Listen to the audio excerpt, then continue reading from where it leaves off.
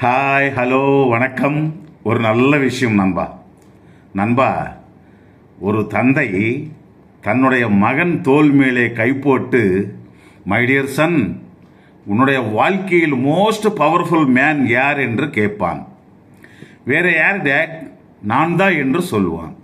தந்தைக்கு தன்னுடைய பேர் சொல்லவில்லை என்று சந்தேகம் வந்து, என்ன இவன் இப்படி சொல்றான்னு தோள் மேலே கை எடுத்து கொஞ்சம் தூரமாக போய் மீண்டும் அவனை நன்றாக யோசனை செய்து சொல்லென்று கேட்பான். இப்போ வேற யார் டேட்? நீங்க தான் என்று சொல்லுவான். ஆமா, முதல்ல ஏன் அப்படி சொன்னேன் என்று கேட்பான். அப்போ என்னுடைய தோள் மேலே உங்க கை இருந்ததில்லை டேட். உங்க கை என்னுடைய தோளில் இருக்கும் வரை என்னுடைய லைஃபில் நான் தான் பவர்ஃபுல் டேட். அந்த கை எப்போதும் அப்படியே இருக்கணும் டேட் என்று சொல்லுவான். தன்னுடைய தோள் மேலே சுமந்து விளையாடிய தந்தையின் கரம் தன் மகன் தோள் மேலே எப்போதும் அப்படியே இருக்க வேண்டும். பிள்ளைகள் எவ்வளவு உயர்ந்தாலும் தாய் தந்தையின் அனுபவத்தின் முன் சிறு பிள்ளைகள் தானே. இந்த உலகத்திலே ஆண்களுக்கு பெண்கள் மட்டுமல்ல, அரசாங்கம் மட்டுமல்ல, வேதங்கள் கூட அநியாயம் தான் செய்கின்றன செய்துவிட்டது நண்பா.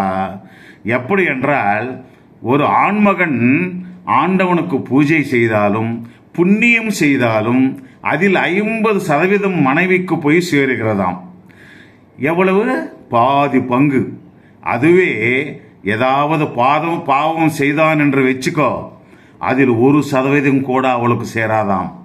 புண்ணியம் என்றால் 50% போகும், ஆனால் பாவம் மட்டும் சேராது. பாவம் செய்து சம்பாதித்த சொத்தை நன்றாக அனுபவித்தாலும் அவளுக்கு ஒன்றும் அந்த பாவம் சேராது. ஆனால் அதே மனைவி செய்யும் பூஜையிலும் புண்ணியத்திலும் 1% கூட புருஷனுக்கு சேராதாம். 100% அவளுக்கே சேருமாம்.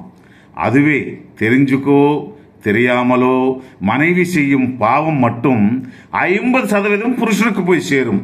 பார்த்தீர்களா? ஆண்களுக்கு நம்ம வேதம் கொடுத்த சாபங்கள், பெண்களுக்கு அதாவது மனைவிகளுக்கு கொடுத்த பம்பர் ஆஃபர்கள் நண்பா. தெரிந்து நடந்துக்கோ, ஜாக்கிரதை.